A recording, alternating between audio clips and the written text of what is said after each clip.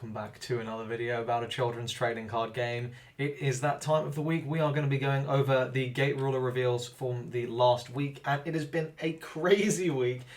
We have seen, I think, most of the high rarity cards in this last week. We've been introduced to a whole new archetype, and yeah, set 5 is looking nuts. Let's go ahead and get started with our first Atlas card, and this thing is generically just nuts. So we've got Sugar, Thunder Deity of Basque, Deity, Thunder, Light, CNT, you special summon it, so immediately that is a very powerful effect, so you know it doesn't have any restrictions, and this is a 5/5/2, so yes, this is immediately very powerful. Discount, you may bot deck one card from your hand and instead play this for 1. That's not bad if you have lots of ways of actually increasing cards in your hand. Historically, having a large number of cards in hand in Gate Ruler has actually not really mattered that much. So this is, pretty good as a way of actually turning those cards into you really getting a big board.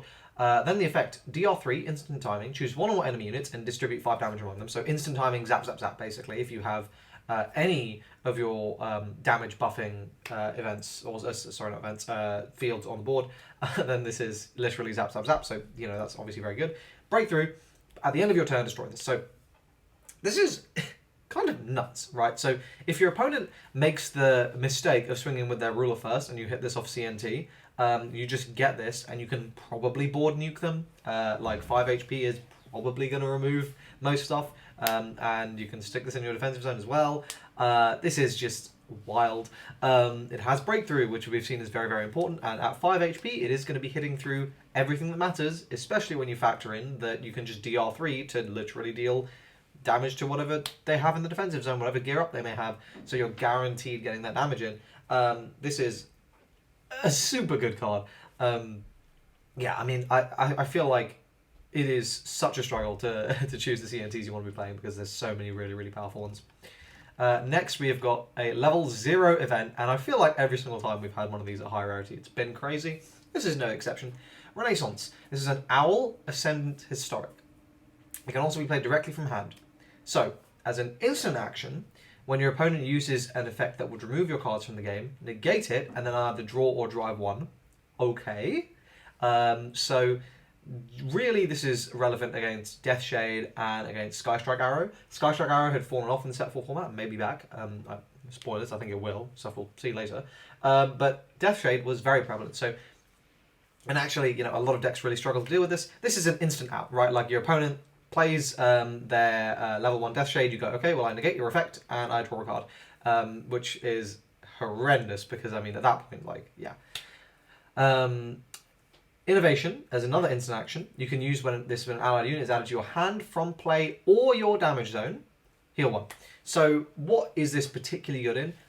Nothing really springs to mind outside of Alice to me, which, you're bouncing stuff back to your hand every single turn and being able to just convert this into heals is so good. The one thing Alice was struggling with was just you would take so much damage when you were setting up, but now when you get going, you can also heal yourself down in case. So super good in there, and obviously redefinition is also very powerful. The third option is a standard action, DR2. Choose one owl from your graveyard and add it to your hand. So that's just the owl specific one. You get to salvage anything, but I don't know if you're aware of some of the owl options. Lucifer. So now you can just add back Lucy's. This card is a cracked in all kinds of ways. It's not. I don't think it's going to be an instant inclusion in every deck. It's in most. This is wild. Okay, then we've got some Kaiju support here. So we've got, I can't be bothered to pronounce that. Kaiju Earth Beast, TDOD, add up to 2 big units from your graveyard to this card's charge. So if you don't remember, from set 4, there was a level 2 X-Vader that special summoned itself if your opponent used Sentinel Summoning, basically. So that is another one, and then there's the one we're going to see, literal targets. But, do you really want to be playing all those in the same deck outside of Earth Beasts? Probably not. So this is an Earth Beast card. Proliferation, standard action. Choose one big unit under this card's charge. DR equals to level +1. If you do special summon it, that's quite nice. You can just build a board with this card. And when this enters play, you may DR3 Earth or discard 1 Earth from your hand. If you do, heal 1 life. That's also a very nice effect. So I really see this as being another boss monster for the Earth Beast deck. You were already playing The last set's Bicker, I can't remember the name of it. The last set's Kaiju, so I like that 4 because it was very powerful in that deck. So here, this is perfectly good. This other option here, Bicdon, you can get up to 8 of it. It's got good attributes, but it's a 4/2/1. No interest. If this was a 2-strike, I would have been interested, but it's not. So yeah, I don't think this is very good. And the synergy, to me, doesn't really seem worth it. Okay, then we got a bunch of supernatural cards. So this is a Supernatural Ascendant Wind Fire, DR2 against double attack till the end of the turn. Obviously, getting double attack is powerful, but this is a glorified 6/2/2. It's slightly more versatile with good attributes, but it's just like, okay, am I doing anything super valuable with this? Not really. This just seems like a fine card, but we'll see if there's any crazy combos that come out of it. Then we've got RM the Ripper. This is interesting because it is a Supernatural Mage Darkness Regonleaf. The whole suite of attributes. The counter sends this to the graveyard, but you're getting a 6/4/2 for that. Personally, I think this will see play in Regonleaf. I don't think it'll see play in anything else. Maybe some Supernatural Mage deck, maybe, but unlikely. But Regonleaf, for sure, I'm very confident this is going to see play because it is a level 1 that you can revive that has really good stats. And that is going to be preferable to just playing a bunch of copies of Aimol. Okay, then we've got Hitoman of the Floating Head, Virus, Supernatural Earth Fire, good attributes. A standard action, DR3, choose one ally unit and give it breakthrough. So that's a pretty decent effect, but I mean, are you really wasting your deck space on a card like this? I'm willing to bet no, but might see some niche play. And then you've got Unfathomable, this event. This is interesting. Supernatural Water. Choose one. Standard action. Choose one Supernatural level 2 or less in your graveyard and uses OD or TD ability. So that's interesting. There are plenty of powerful OD and TDs on Supernaturals that this may be relevant for. One of which we'll see shortly. Standard action. Choose up to 2 removed from the game, non-legendary, Imagine Front cards and return them to the graveyard. So if you've been, if you're banishing any of your Imagine Front cards, you get to get them back. What is this built for? Very clearly, this is built for the Kinomiya Koga Supernatural Genesis Special Summoning deck. Which I think, when we see some of the other cards upcoming, is going to be very playable, probably in Trickster. So I would keep an eye out for that, and that's going to be one of the decks I want to build early. But yeah, this is good in that. Seems kind of whatever in anything else. So here's one of those targets I was talking about. We got Shinmei. Shinmei, Divine Rule of the Sun. Trying to get this in. Here. Okay, so this is a deity and an incarnation. Counter, drive this or add it to your hand. So obviously that's good in all decks. Though, I mean, obviously I wish it special summoned itself, but I mean, it's pretty good. We'll see why. So Judgment of Heaven and Earth, once per turn. Standard action, DR2, draw 1 card. That's good. That's good. Instant action, discard 1 card, choose one on a unit of level 1 or less and exhaust it. That is also good. There are plenty of level 1 or lower units running around the format. Hate to keep bringing them up, but prime example is Deathshade. That 7/7/4 is getting arrested, my friend. This cannot be put to a defensive zone, which makes sense, because obviously another way for drive decks to get something like that would be kind of crazy. Divine Backlash, when this is dealt combat damage, choose one enemy unit and deal the same amount of damage to it. And this is a 4/2/3. So stats are not great. This is probably really, really easy to remove, in isolation of that. So I wouldn't build around it, but I think it's pretty powerful as an option to be playing in various of these decks. So yeah, I think this is pretty good, but it has really bad stats, so that does restrict how powerful that ability is. Then we have got Advanced Team Act Immediately. So this is a tactics. Keep an eye on that one. That's relevant for some robot stuff. Tying any moment during your turn, if you have either 0 or 3 or more allied units, look at the top 2 cards of your deck, put 2 of them on top of your deck, put the rest on the bottom of your deck in any order, and then drive 1. So basically, look at the top 2, choose if they're good, then you can stack them however you want, and you get to drive 1 of them, and if they suck, otherwise you don't. This is just going to be a great Berserker card, I reckon. It's good in basically everything. If you don't have much of a board, it's amazing, and if you have a big board, it's great. But I think the potential issue is a lot of the time, you will be at 1 to 2 units. So this is definitely better in Berserker, in my opinion. I'm a big fan of it though. I think this is really nice. Berserker continues to take dubs. But that's not all the dubs Berserker's taking. We're going to see some more in a bit. But first, let's talk about this boy. We've got another Dragon or Dreadnought. Tsuchi Kazuchi. Dragon, Military Earth. Earth Dragon. Interesting. CNT uses this card's TD. TD and OD, look at the top 3 cards of your deck, put up to 1 Draconoid Dreadnought card from among them into the graveyard, and put the rest on the bottom of the deck. If you do, deal damage to one enemy unit equal to the attack of the unit put in the graveyard. So that's basically like a burn 5 effect, as long as you're playing a sufficient number of Draconoid Dreadnoughts. Sure. When this attacks, choose one enemy unit. During your opponent's turn, that unit cannot attack while this card is in play. So obviously, that's really good against like decks that are built around like one certain thing. There are none of those. There's like basically none of those. Every deck is like basically refilling its board, or like, you know, very few decks in the current format are like really trying to protect one thing, like just Alice basically. So okay, yep, fine, this is good against Alice, but that does make sense though, because there is that Alice versus Draconoid Dreadnought starter deck. It is going to be releasing, so it makes sense that they're going to be building, giving them tools to counter each other. This seems fine, nothing great, and still I don't really see the Draconoid Dreadnought deck being worth building around at the moment, but maybe it'll be good when we actually get that starter deck. And then we got Kylon. This is a technology, incantation, and a mage. So actually this isn't supernatural, never mind. But anyway, TNT adds it to your hand, TD draws 1. So obviously, if you're playing any of these decks that require you to Genesis summon any of this away, this is an incantation, so it's obviously good in that Kinemio deck, and you get to draw a card when you play this. Good card is good. I think, you know, as a CNT that you can basically keep looping and then sending it back to deck, that's quite nice, you know, just to keep slamming them down and making plays. Yeah, I think this card's pretty good. And then we've got Feast on the Battlefield. So here we've got another level 0. This is a 3-star, level 0, so you know it's also going to be cracked, and it is. This is a tactics. Standard action, DR3 military. Look at the top 3 cards of your deck. Choose up to 2 military cards of level 1 or less from among them, and you may set or special summon each of them. Set or special summon, so this is any military. Okay, so any, whatever you want, like the events, the bloody units, just not fields, basically. And then put the rest on the bottom of the deck. So obviously that's good. That's pretty good. Or standard action, DR2, supernatural or robotic. Look at the top 3 cards of your deck and special summon 1 level 2 or less unit from among them, put the rest on your deck. So in supernatural or robos, this is getting you a unit, and in military, this is getting you up to 2 units. Yep, this is staple in both those decks. I think that is fairly obvious. In particular, I am really looking forward to Drive Robos potentially being some mad spice in this set. Then we come on to a ridiculous card for Berserker, the Butteracy. This is a virus Kaiju.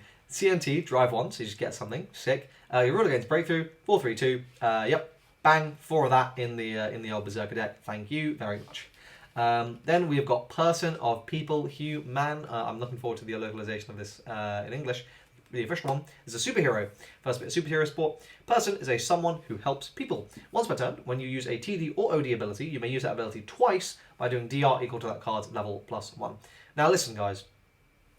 There's so many combos for this, but the number one that I'm thinking of is Arcane Innovator, because I feel like shuffling 4 counters back into your deck is slightly broken. So I reckon there will be a deck based around just making that combo happen.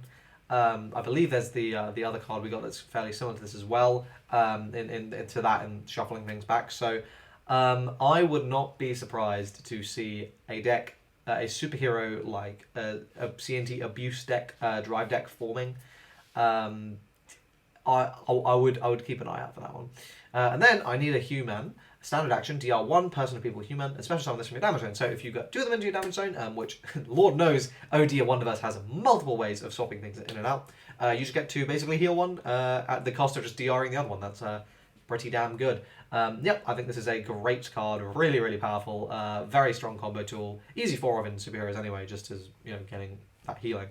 And there's plenty of good TDs. There are plenty of them. And then we've got another wall of text, level 0, 3-star. So as you can imagine, this is also broken. This can be played directly from your hand. Guild of Adventurers, Wonderverse branch. By the way, I completely apologise for the misspelling of Adventurers.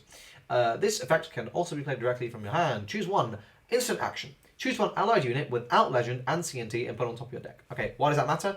Your opponent, you have built your deck around your one thing, you've built your deck around like either one card that you really need to survive, or around just having lots of potentially very, very good cards. And your opponent has decided, nah, screw you, I'm going to remove that one. Well, you can just go, okay, I'm going to stack it on top of my deck, so I guarantee draw it next turn, and I'm just going to play it again. That is very good. Or, Instant action. When your opponent plays an ability to remove cards in your graveyard from the game, or send charges to the graveyard, and we're seeing how important charges are looking to be in set 5, but also removing cards from the graveyard, Sky Strike, negate, and deal 1 damage to your opponent if they try that, so very versatile in that sense. And then, notice of withdrawal, standard action, put 2 level 0s or 1s from your deck to the graveyard. So you just get to mill shit. So obviously, that last one is particularly good in zombies, but it's just a very, very versatile card, which, I mean, just seems like it would potentially be able to see play in all sorts of decks. I'm thinking Alice, but obviously that's all I think about. Yeah, this is really, really good. Then we got this a whole wave of Warrior and Poetica stuff, and this deck's looking nuts, guys. So first we've got this level 0 event. As you can imagine, it's a level 0 event, so it's probably really good, and it is select one of each Volnar, Warrior, and Poetica. So one Warrior, one Poetica from your graveyard, so the total level is 2 or less. There are plenty of that combinations, which we're about to see. Normal summon them without consuming the summon cap. And then you may use those units TDs. This turn, that unit normal summon by this effect cannot be used as material for Genesis Summon. Okay, that's fine. But you get to play them without using your summoning cap. Oh, I can't Genesis Summon it. Oh, no. Believe me, guys, that's not going to matter. And let's look at why. So first, let's look through some of these connects. Okay, so connect, basically, it's like cross knives. You slam it down as a stand timing. You just get to chuck it into the charge unit without charge shield. That's a really good restriction, because otherwise there would be some silliness that would happen. And then Soul Enhance, they all basically have this kind of effect. So with this one, the unit gains +1/+1. That is really good. This is my favorite one because the potential to just make give your units like ungodly high stats and just be impossible to remove is obviously really, really nice. But there are more. So we got this. Then we got another Fateful Encounter unit. You may remember Shahrazad or whatever. When this is normal summon, you look at the top 3, and you special summon one Volnar Warrior level 2 or lower on top of this, and then you put the rest of the deck. So obviously you get that in there, and then you can send this card from the charge to the graveyard, choose an ally unit, reduce the next damage it would deal. It would be dealt by 2. I think that's a mistake. It's meant to be reduce next damage it would be dealt, so you just get to basically save your thing, keep it around for a bit longer. This one's okay, but I mean obviously the Fateful Encounter effect is very, very strong. You saw a little sneak peek there of this level 0 2/2/1. CNT special summons it. Deploy, never consume summon cap. Connect, you can chuck it in. Soul Enhance, I've got all these keywords. This one has to be a warrior specifically. A warrior with this charge with this card in its charge, if it has 2 or more charges, loses charge shield, that's fine. Also, gains the following abilities. When you take damage, when you take damage, put 1 charge from this card into your graveyard and reduce the damage by 1. So you can potentially, you can imagine, right? You can stack up this beast of a unit that is going to be able to reduce damage you take to face and also make itself very, very powerful and very, very hard to remove. Then we also got another level 0 here, Connect, and then Soul Enhance Volnar Warrior. With this one, when the card that it is underneath attacks, you may choose one martial skill event card from your graveyard. Oh, interesting. DR for its level and pay it without paying the cost. And then you put it on the bottom of the deck. Now, this is what I'm talking about. This is how we make martial skill playable, with basically making it like a backup substitute for the main deck, which is going to be this Warrior Poetic stuff. So this is really interesting. There's a whole host of martial skills. I imagine there's going to be more. So this is exciting. Then we got a One Piece card to worry about that. Then we got some of the big boy warriors you'll be special summoning, and oh buddy. Okay, so first one, when this comes into play, does not matter how. Okay, so this is going to happen however this ends up. If you Fateful Adventure it, if you revive it with a level 0, okay. Discard a card from your hand. If you do, put 1 Poetica from your deck into its charge. Right, so you can just hard tutor for any of the Poetica effects you want. Cool. Also, once per turn, special summon a Poetica from this unit's charge. Now, if you look here at the Fateful Encounter, it has to be a normal summon, so unfortunately that will not trigger those. You can't be doing any really, really ridiculous shenanigans where you just like completely make a board out of nothing, but that's fine. This is very powerful. It's a 3/5/2. So, you can make this a 4/6/2, or you could give this like protection effects. Yep, this is really, really good. Big fan. Then we've got another option here, this level 0. So this is a 3/3/2, but when this attacks, choose a martial skill event card from your graveyard and set it, so you just get something else. Okay. And once per turn, when a Poetica enters this card's charge, you draw a card. So if you revive this with a level 0 with Connect, and then you immediately put it in, you get to draw a card, so you get the plus. So you literally, that whole thing is end up just a straight hard +1, plus you're getting to connect something very nice into the soul. So That's a really, really good value. Yeah, so I think this is awesome. And then we got a level 1 option here as our last card. So this enhances a warrior or poetica. When this has a charge, it has the following ability. When this card attacks, play up to 1 martial skill event from your graveyard and do DR equal to the level and pay the cost. Then put that event on the bottom of the deck. Yeah, so I think like this one's not great because it pays the cost. I think that's my biggest problem. Yeah, like it sucks. If this didn't pay the cost, then I think this would be very, very good. But it's a 2-strike level 1. It's okay. It's like attributed. But like, yeah, I'm not a massive fan of this card. It's another thing, but like, I would rather play some of the older support we have for martial skill. But regardless, oh my god, that is this week's card reveals for Gate Ruler. I hope you guys have enjoyed this video. What are you looking forward to most from these card reveals? Please let me know in the comment section down below. Join my Discord server. We talk about Gate Ruler all the time. But if you are also interested in One Piece, Lorcana, and Battle Spirits, I make videos about those too. So please do hit the subscribe button. That's like 60% of you haven't. Like, come on, bro. I'll be at like 3K. That's crazy. Thanks for watching, and I'll see you guys in the next one.